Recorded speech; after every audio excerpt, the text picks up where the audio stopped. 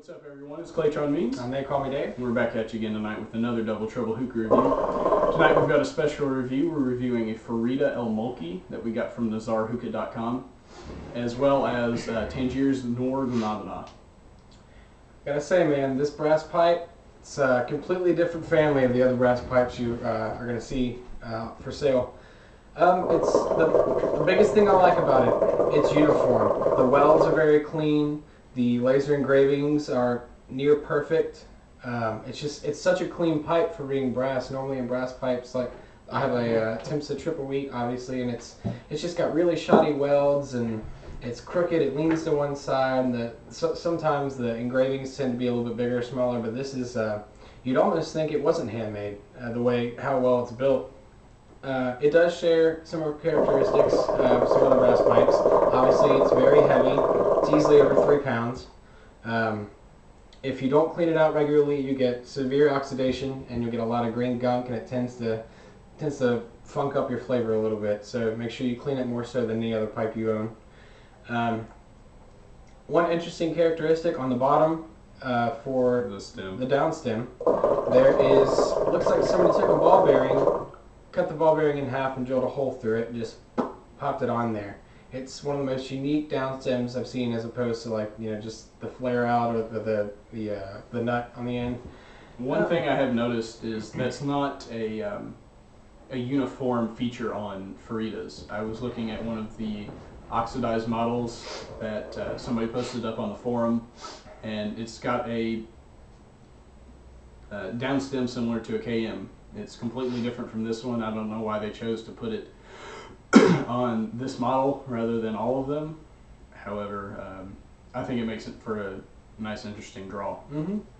That's another great thing about this pipe. Not only is each pipe on its own very uniform and clean as far as how it was made, but the differences between each pipe is huge. You can get this. Obviously, this is you know, it's got a very unique look to it, but you can also get one that looks like a Syrian pipe, but it's brass, and you can get them oxidized, nickel plated, gold brass. The options you have are awesome as far as which one you want, so it'll definitely cater to everyone's needs. One thing that you can take good or bad, it is very, very loud. It's probably the loudest pipe I've heard in a while. And with the down stem that this particular model has, I can't say for the others, but this one, I don't even think you could fit a diffuser over it.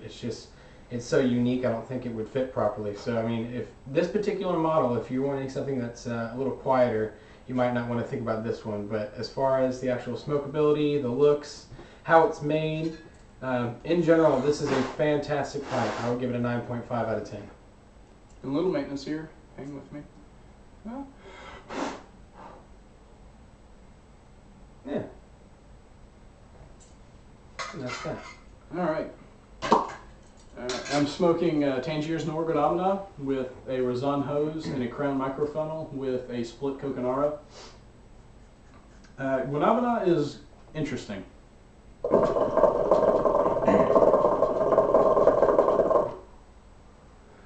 It's from what I remember, the flavor was it's actually a fruit. It's not a mixture of any flavors.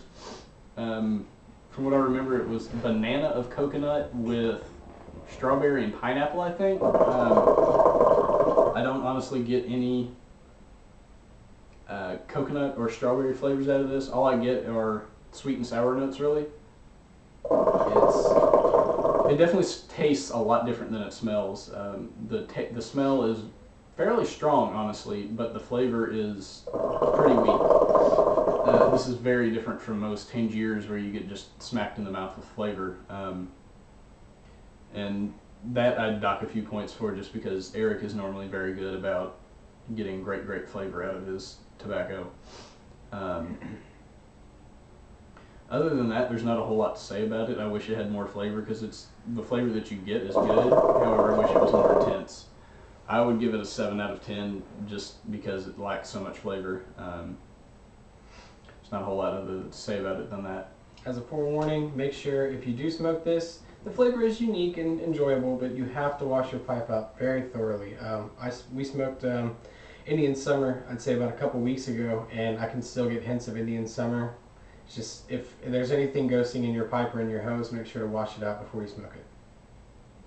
It's been another Double Trouble hookah review. Thank you all for watching. Comment and subscribe. Sound like packing peanuts when I stood up.